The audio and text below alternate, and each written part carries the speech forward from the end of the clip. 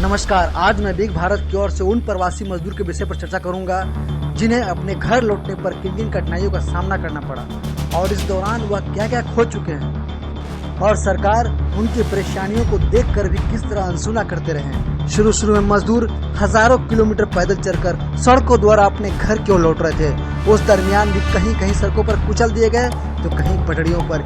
यह सब आए दिन घटना सामने आ रहे थे। सरकार ने इन मजदूरों के लिए रेलवे की व्यवस्था तो की, लेकिन लंबी सफर होने के कारण कुछ लोगों को खाना और पानी की आपूर्ति न होने के कारण 80 लोगों की मौत हो गई। हम बात करें बिहार की तो बिहार में ट्रेन में 5 लोग दम तोड़ चुके हैं।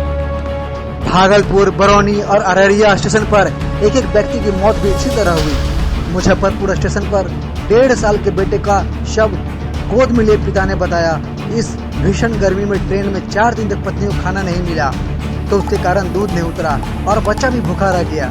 इसी कारण रास्ते में ही तबीयत बिगड़ी और यहाँ आते आते मौत हो गई। इसी तरह मुंबई से सीतामढ़ी आ रहे एक परिवार में एक बच्चे की मौत कानपुर में हो गई। और सबसे बड़ी हृदय विदारक घटना बिहार के मुजफ्फरपुर रेलवे स्टेशन की एक ऐसी तस्वीर सामने आई जो कोरोना वायरस को रोकने के लिए लगाए गए लॉकडाउन की पूरी तरह कहानी बयां कर रही है। मुजफ्फरपुर रेलवे स्टेशन के वीडियो में दिख रहा है एक महिला लेटी है, उसका 1.5 साल का बेटा माँ की चादर को खींच रहा है, मानो वह उसे जगाने की कोशिश कर रहा है। इस बच्चे को नहीं मालूम कि उसकी माँ अब हमेशा के लिए सो गई है। अबोध मासूम को मालूम नहीं कि हर दिन माँ जिस चादर को ओढ़कर सोती है अब वह उसका कफन बन चुका है। चादर बार बार खींचने पर भी माँ कोई हरकत नहीं करती। अगर बच्चे को होश होता तो शायद वह समझ पाता कि इतना तंग करने पर भी उसे माँ क्यों नहीं डांट रही है, लेकिन वह तो बिल्कुल ही अबोध है। अगर इन सब की मौत कोरोना से होती तो नियति को मानकर संतोष किया जा सकता था, लेकिन ऐसा नहीं है।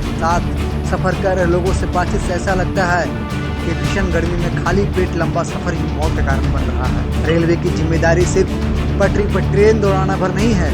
शुरू में यदि रेलवे की तरफ से खाने पीने का इंतजाम हो रहा था तो अब क्या हो गया? खाना देने के नाम पर सिर्फ खाना पूर्ति की जा रही है। नहीं खिला सके तो कम से कम रास्ते में कुछ स्टेशनों पर ट्रेन रोक कर कुछ वेंडर्स को या एनजीओ को स्टॉल लगाने की इजाजत ही दे देते। हर कोई रिस्क ले ही रहा है तो थोड़ा और ले ले। ट्रेन में पंखा काम नहीं कर रहा है तो कहीं पानी की व्यवस्था नहीं है। पर इन सब के बीच अभिनेता सोनू सूद मजदूरों के लिए मसीहा बनकर उभरे। अभिनेता सोनू सूद जिन्होंने अभी तक 12,000 मजदूरों को सही सलामत उनके घर पहुंचाकर मानवता और इंसानियत की बहुत बड़ी मिसाल कायम कर चुके हैं। आज के दौर में जहां इंसानियत दम तोड़ती नजर आती है, वहीं सोनू सूद जैसे लोग सामने आकर फिर से मन में विश्वास जगा देते हैं। अभिनेता सोनू सूद केवल मजदूरों के ही नहीं बल्कि हम सब के लिए नायक बन चुके हैं। अभी भारत के लगभग 750 सांसद और लगभग 4500 विधायक कहाँ छुपे बैठे हैं। जहां एक सोनू सूद लाखों मजदूरों को घर भेज सकते हैं तो विधायक और नेता मदद के लिए क्यों नहीं आ रहे हैं? केवल टीवी स्क्रीन पर बड़ी बड़ी भाषण मारने के लिए आते हैं। अगर हम रिटायर्ड विधायक भी जोड़ लें तो यह आंकड़ा 25,000 के पार हो जाएगा, जिनके पास अरबों की दौलत है पर मदद करने के वक्त कहाँ छुपे हैं। सोनू सूद, हम आपको दिल से सैल्यूट करते हैं। लॉकडाउन के बाद सब लोग सब कुछ भूल जाएंगे, लेकिन मुझे विश्वास है कि देश की पूरी जनता आपको याद रखेगी।